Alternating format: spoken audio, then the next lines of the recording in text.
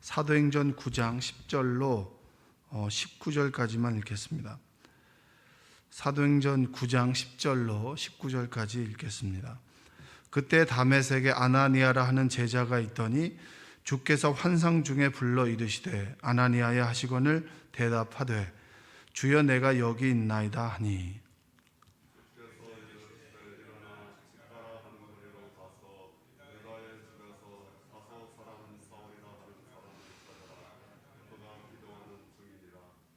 그가 아나니아라 하는 사람이 들어와서 자기에게 안수하여 다시 보게 하는 것을 보았느니라 하시거늘 아나니아가 대답하되 주여 이 사람에 대하여 내가 여러 사람에게 듣사온즉 그가 예루살렘에서 주의 성도들에게 적지 않은 해를 끼쳤다 하더니 여기서도 주의 이름을 부르는 모든 사람을 결박할 권한을 대제사장에게서 받았나이다 하거늘 주께서 이르시되 가라 이 사람은 내 이름을 이방인과 임금들과 이스라엘 자손들에게 전하기 위하여 택한 나의 그릇이라. 그가 내 이름을 위하여 얼마나 고난을 받아야 할 것을 내가 그에게 보이리라 하시니 아나니아가 그러나 그 집에 들어가서 그에게 안수하여 이르되 형제 사울아 주 곧 내가 오는 길에서 나타나셨던 예수께서 나를 보내어 너로 다시 보게 하시고 성령으로 충만하게 하신다 하니 즉시 사울의 눈에서 비늘 같은 것이 벗어져 다시 보게 된지라 일어나 세례를 받고 음식을 먹음에 간건하여 지니라. 아멘. 오늘도 하나님의 은혜가 여러분의 삶 가운데 함께하기를 주님의 이름으로 축복합니다. 19절은 제가 전반부만 읽었습니다. 하나님께서 오늘도 여러분의 삶을 이끌어 주시고 말씀으로 여러분에게 그 음성을 들려주실 때 그것을 아멘으로 듣는 여러분들 되시기 바랍니다. 근데 이것이 참 쉽질 않죠. 하나님께서 나에게 이게 주시는 말씀인지 나에게 있는 말씀인지 깨어있는 것은 참 어렵습니다. 그런데 오늘 9장에 19절까지 보면 하나님께서 강제적으로 음성을 듣게 하신 분이 계시고 그리고 항상 준비되어서 주여 내가 여기 있나이다 라고 이렇게 응답한 아나니아라고 하는 사람 두 사람이 나옵니다. 두 사람을 불렀죠. 사울을 불렀고 아나니아를 불렀습니다. 근데 그 부르는 방식이 조금 다르죠. 그리고 부름을 받았을 때 하나님의 음성을 바로 알고 주여 내가 여기 있습니다 라고 응답한 아나니아와 다르게 사울은 당신이 누굽니까? 내가 핍박하는 예수다라고 하는 것을 듣고 쇼킹한 거예요. 그래서 3일 동안 보지도 못하고 음식을 먹지 않고 그가 이게 무슨 일인가? 어떻게 보면 자기 혼란과 자기 정체성을 찾아가기 위해서 침묵하고 기도하는 3일을 보내고 있을 때 하나님께서는 아나니아를 부르셨습니다. 성경에 보면 아나니아가 총 여러분이 그냥 익숙한 세 사람이 나오는데 첫 번째 사람은 아나니아와 삽비라입니다. 초대교회에서 이 사람 좀 어떤 인물이냐면 불행한 인물이죠. 베드로 앞에서 사도들 앞에서 거짓을 구하다가 죽음에 처한 사람이 아나니아와 삽비라입니다. 초대교회에서 재산을 판 것까지는 좋아요. 바나바가 자신의 모든 재산을 팔고 그 재산을 초대교회에 헌물했습니다. 그것을 따라서 이제 아나니아와 삽비라도 하고 싶었던 모양이에요. 그래서 자신의 재산을 온전히 팔았습니다. 판 것까지는 좋아요. 근데 팔고 나니까 본전 생각이 나는 거예요. 그래서 조금 자신의 몫을 떼어놨습니다. 떼어놓고 난 다음에 전부를 드린 것처럼 이제 초대교회에 드렸을 때 하나님께서 사도들을 통해서 깨닫게 하신 거죠. 그들의 거짓과 위선을. 그래서 그들은 즉시 죽음에 이르렀던 사람이 아나니아와 삽비랍니다. 그리고 두 번째로 대사장 아나니아가 있죠. 예루살렘에서 바울을 신문한 인물입니다. 아주 포악하고 그리고 재물을 밝혔던 사람 중에 한 사람입니다. 그리고 마지막 세 번째가 오늘 우리가 읽었던 아나니아. 이 사람은 다메섹에 살던 유대인입니다. 예수님께서 두로와 시돈과 그리고 주변을 다니시면서 전도하실 때 예수님의 말씀을 듣고 그리고 복음을 받아들이고 그리고 다메섹에 살던 유대인, 기도하던 사람, 하나님께서 말씀하실 때 주여 내가 여기 있나이다 라고 하나님의 음성을 들을 줄 알고 분별할 줄 알고 그리고 주님의 음성 앞에서 주님 내가 여기 있습니다 라고 준비되어 있고 깨어있던 사람이 바로 아나니아라고 하는 사람입니다. 여러분께서 하나님께서 음성을 주실 때 주님 제가 여기 있습니다 라고 대답할 수 있기를 바랍니다. 근데 그게 쉽진 않죠. 그렇죠? 이게 하나님의 음성을 분별하는 것이 참 힘들어요. 우리는 대부분 나의 음성, 나의 생각을 하나님의 음성이라고 착각하는 경우가 많습니다. 근데 하나님의 음성을 분별할 수 있는 건 뭐냐면 내가 원함과 그리고 나의 원함과 반대되는 건 대부분 보면 하나님의 음성입니다. 정확하게 얘기하자면 내가 원하고 내가 좀 편한 길 말고 다른 이들에게 유익을 주는 길, 하나님께서 기뻐한다라고 여겨지는 것들은 대부분 하나님의 음성입니다. 그런데 우리는 그 음성을 거부하는 경우가 많죠. 오늘도 기도의 사람 아나니아가 하나님의 음성을 듣게 됐습니다.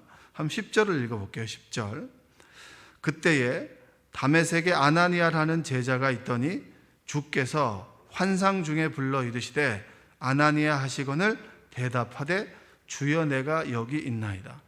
사무엘이 여러분 세 번째 사무엘아 했을 때 그는 하나님의 음성을 분별하지 못했어요. 왜냐 하나님의 음성이 너무나 귀했거든요. 하나님의 음성을 들었다는 얘기를 들어본 적이 없어요. 근데 아나니아는 주님을 통해서 복음을 접했고 그리고 그분은 예수님의 죽음과 부활을 알게 되었고 그리고 늘 기도하던 사람이었기 때문에 분별할 수 있었어요. 그러니까 이 얘기는 늘 기도하는 사람이었다. 여러분 하나님의 음성을 어떻게 들을 수 있습니까? 라고 물어본다면 우리는 기도해라 라고 말씀할 수밖에 없어요. 왜냐?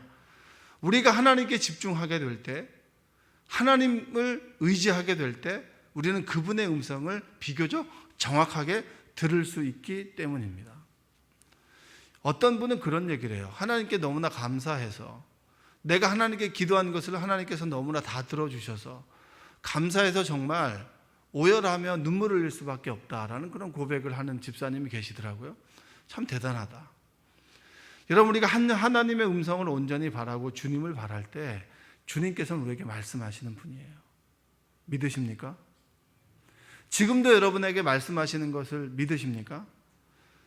그분의 음성이 나의 음성이고 하나님의 음성임을 깨닫게 되기 위해서는 주님께서 말씀해 주시지 않으면 내 삶은 온전하지 못합니다 라고 하는 그런 절박함과 간절함이 여러분과 우리에게 있을 때 우리는 말씀하시는 그 주님의 음성을 분별할 수 있게 됩니다. 주님께서는 끊임없이 말씀하시죠. 사울에게 말씀하시듯이 또한 아나니아에게 말씀하시듯이 오늘도 우리에게 말씀해 주신다. 끊임없이 우리는 주님께 물어야 되고 들을 귀를 가지고 있어야 되고 우리의 마음의 밭이 마귀가 뿌려놓은 세상이 뿌려놓은 나의 자아가 나의 고집이 가득 찬 것이 아니라 하나님의 말씀으로 채워지게 되고 그분께 집중하게 될 때 우리는 하나님의 음성을 들을 수 있습니다. 오늘도 여러분이 기도할 때 하나님의 음성이 들려지기를 주님의 이름으로 축복합니다. 기회가 된다면 하나님의 음성이 어떻게 들을 수 있느냐라고 하는 부분들을 수요 예배 때는 이렇게 설교하면 좋을 것 같아요. 그러나 분명한 것은 하나님께서는 말씀하신다. 우리 가운데 세상의 말과 그리고 마귀의 말과 주님의 말씀이 들려질 때 그것이 분별되어지는 그런 분별력, 성령의 분별력이 여러분에게 있기를 원합니다. 기도하는 아나니아에게 하나님께서는 바울에게 해야 될 일을 말씀해 주세요. 근데 아나니아 입장에서는 이게 좀 이해가 납득이 안 되는 거예요. 하나님께서 여러분에게 납득이 안 되는 일을 권하실 때가 있으셨나요? 이건 아닌 것 같은데 이렇게까지 해야 되나? 저는 사실은 이렇게까지 해야 되나라고 하는 것들을 본 적도 있고 그리고 이렇게 들은 적도 있어요. 이렇게 자존심 상하게 이렇게까지 해야 됩니까? 명백하게 이건 아닌 것 같은데 하나님 이렇게까지 해야 됩니까? 그랬을 때 하나님께서는 저에게 딱 주셨던 그 음성이 그런 거예요. 고기를 먹고 싸우는 것보다 채소를 먹고 화목하는 것이 하나님의 뜻이다. 그 얘기를 딱 그 말씀이 딱 떠올랐을 때 그래야겠구나. 그래. 조금 가난해도 조금 못 먹어도 화목한 것이 하나님의 뜻이구나. 져주는 것이 하나님의 뜻이구나. 숙여주는 것이 하나님의 뜻이구나. 하나님께서는 화목을 원하시는구나. 너를 자꾸 드러내기보다 하나님께서는 화목을 원하시는구나. 그럼 그 말씀 앞에서 어떻게 해야 되는 거죠? 아멘 해야 되는 거죠. 왜냐? 하나님의 음성이니까. 모든 사람들이 그 길을 가면 좋아요. 누가보다 나쁘지 않은 길이에요. 득이 되는 길이에요. 그러나 타인에게는 좋아, 나에게는 아니야. 그럼 아닌 거예요. 그러나 내 뜻과 내 욕망과 다르다고 하나님의 음성을 거부한다면 그것은 더 이상 하나님의 자녀가 아닙니다.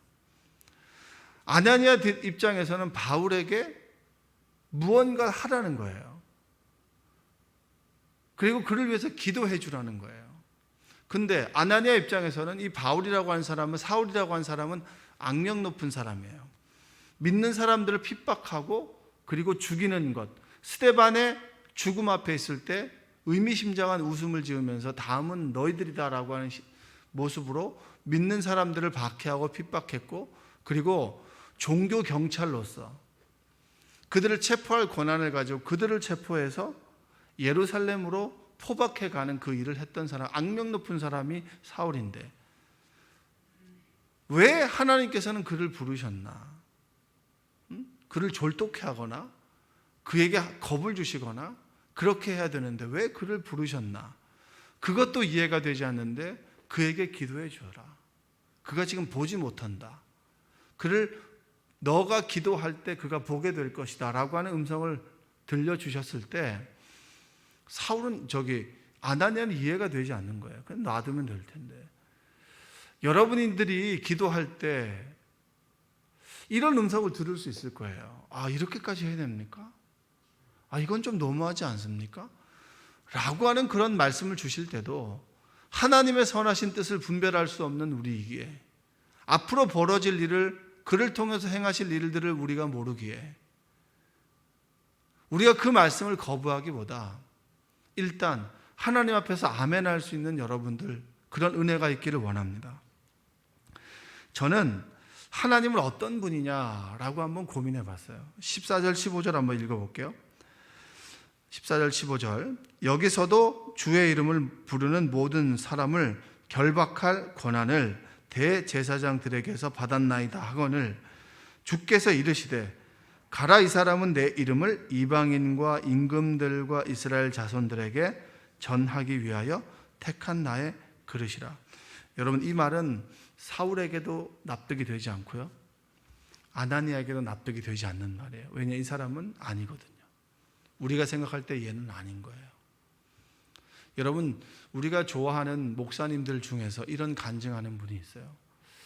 나는 누가 보아도, 하나님이 보아도, 사람들이 볼 때도 적합한 사람은 아니었다. 복음을 전하기에 적합한 사람은 아니었다.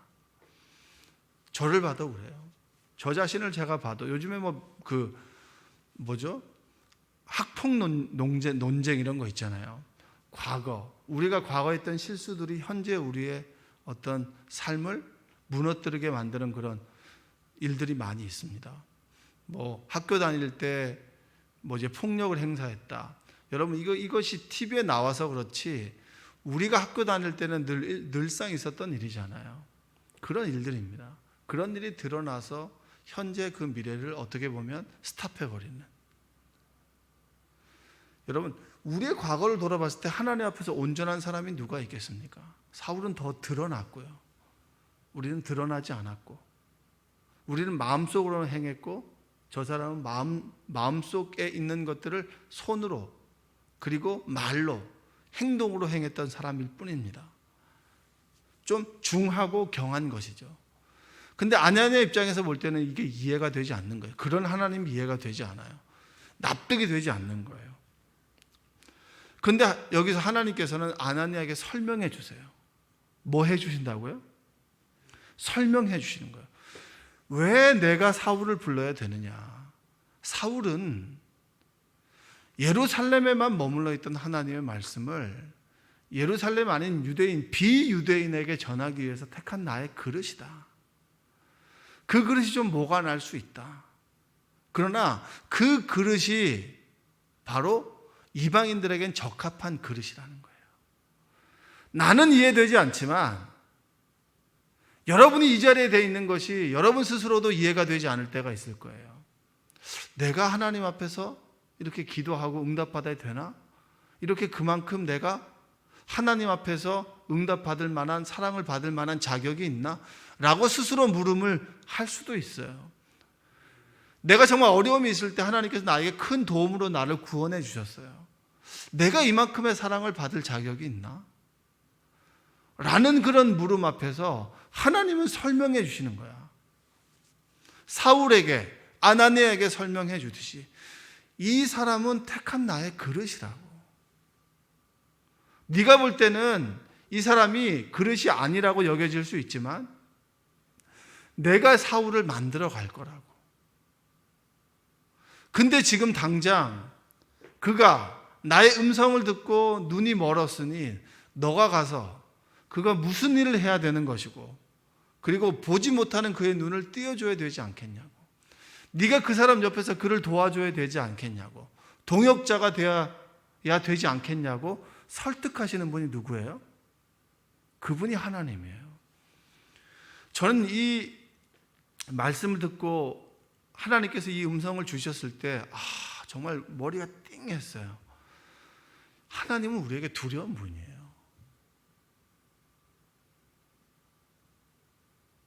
우리를 죄와 그리고 사망에서 구원해 주시는 분이고,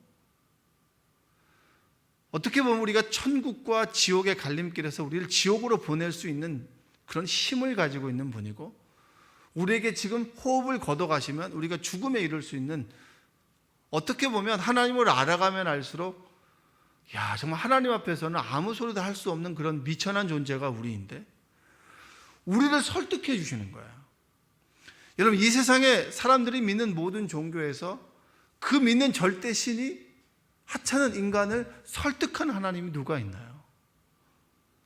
여러분, 불교의 불경들은 끊임없이 기도해야 신의 뜻을 깨달았고, 그 깨달음에 이르지 못하는 사람들에게 끊임없이 깨닫도록 해주는 사람이 누구예요?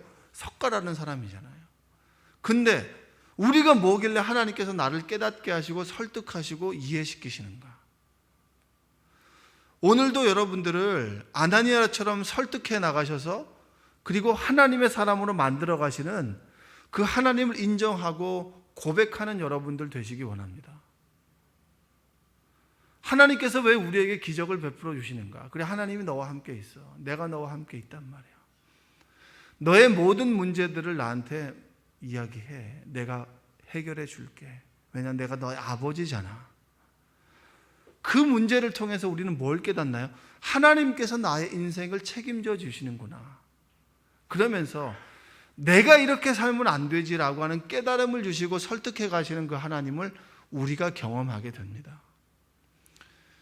여러분에게 있어서 하나님은 어떤 분인가요? 어렸을 때 저는 하나님 무서운 분이었어요.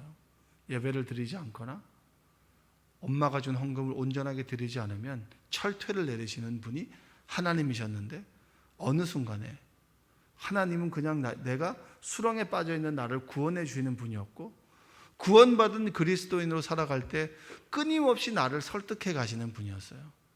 이 권사님을 통해서, 설교를 통해서, 성경 말씀을 읽을 때, 신앙 서적을 읽을 때 기도 가운데 깨닫게 하시고, 너 그쪽 길로 가면 안 돼. 하나님께서 원하시는 길이 아니야. 너 이 일 하면 안 돼. 다른 사람이 다 좋다라고 하지만 너한테는 맞지 않은 길이야. 끊임없이 우리를 설득하셔서 주님의 길로 인도하시는 분.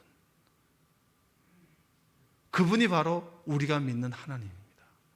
얼마나 감격스러우신가요? 너 이거 하지 않으면 가만 안 둬? 그렇게 보니까 제가 아이들을 대할 때 늘 어린아이로 대하는 거예요. 너 그렇게 하면 혼날 거야? 너 그러면 안 돼? 늘 지침과 율법적으로 애들을 대하진 않았는가? 내가 우리 자녀들을 설득하고 있는가? 아니면 나는 그 아이들에게 혼을 내고 있는가?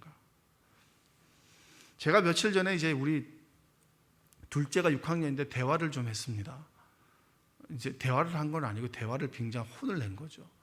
근데 이 아이가 딱 얘기하는 게 너무 논리적인 거예요. 여자아이들은 좀 이게 말을 잘하잖아요. 그때 제가 결국은 혼내고 이제 엔딩 마무리를 했지만 제가 크게 느낀 게 있어요. 이제는 혼을 내지 않고 대화를 하고 설득을 해야 되는구나. 하나님도 똑같아요. 하나님이 나를 설득하는데 나는 어떻게 저 사람을 대하나? 굉장히 크게 반성하고 지금도 회개하고 있습니다. 내가 조금 어린아이들을 대할 때 혼내려고 하는 건가? 아니면 설득하려고 하는 건가? 이해시키는 것인가? 하나님은 우리를 구원으로 이끌어 가시는 방식 중에 하나가 우리를 설득하는 것이 어떻게 보면 주된 하나님이에요. 구원받은 자에게 기회를 주시고 설명해 주시고 이해를 주시고 깨닫게 하시는데, 설득하시는데 우리는 그 하나님을 어떻게 하고 있는가? 아나니아는 지금 나오는 본문의 이면 속에 보면 끊임없이 대화하지 않았겠습니까?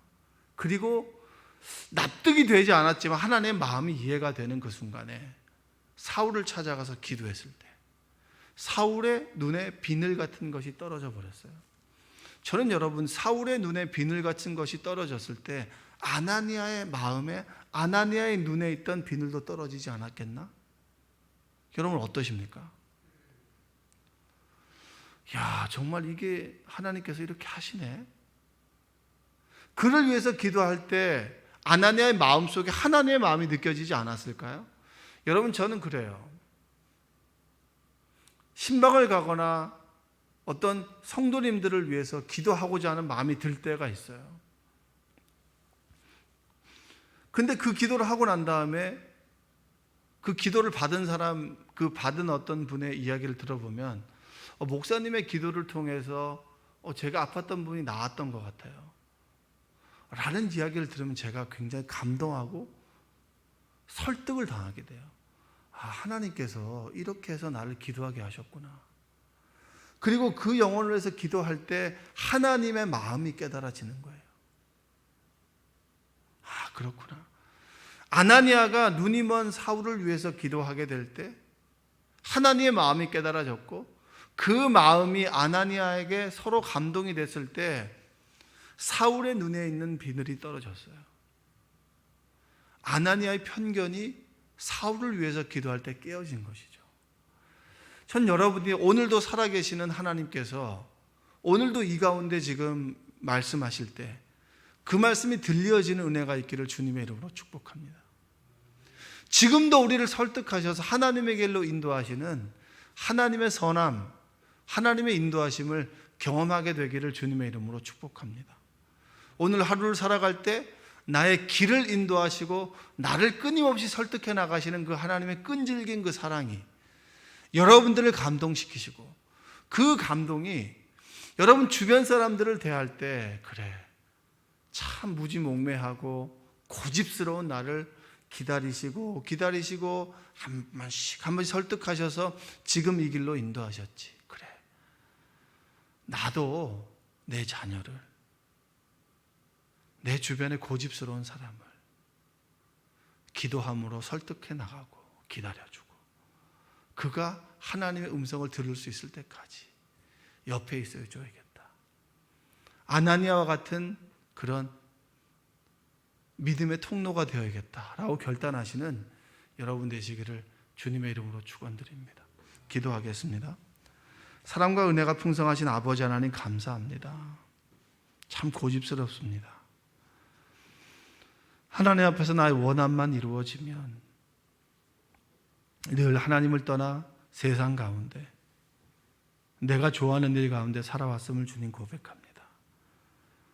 이 하나님 주신 말씀 앞에서 하나님께서 아나니아를 설득하시고 사울을 설득하시며 아나니아가 사울을 위해서 기도할 때 하나님의 마음을 깨닫게 되고 하나님의 역사가 아나니아를 통해서 사울에게 임했을 때 눈에 비늘 같은 것들이 벗어지고 그는 하나님의 사람으로 변해갈 수 있는 그 자리에 서게 되었습니다. 하나님, 우리가 아나니아와 같이 하나님께 설득되고 그리고 그 말씀에 순종하는 믿음의 사람 되게 하여 주옵소서. 날마다 기도가 올 때 하나님의 음성을 분별할 수 있게 하여 주옵소서. 그러나 그 신앙 그대로 머무는 것이 아니라 사울이 대적자에서 박해자에서 박해받는 자로 변화되었듯이 나도 날마다 신앙의 성숙과 성장을 이루어 가길 원합니다. 나만을 위한 삶이 아니라 너와 우리를 위한 삶으로 바뀌어지게 하여 주시고 그 삶의 방향과 모습이 하나님을 기쁘시게 하는 삶이 되도록 우리를 인도하여 주옵소서. 조금 손해보더라도 기쁨으로 손해를 감수할 수 있게 하여 주시고 조금 억울하더라도 하나님이 기뻐하신다면 기쁨으로 그것을 받을 수 있도록 우리를 인도하여 주옵소서. 예수님의 이름으로 기도합니다. 아멘.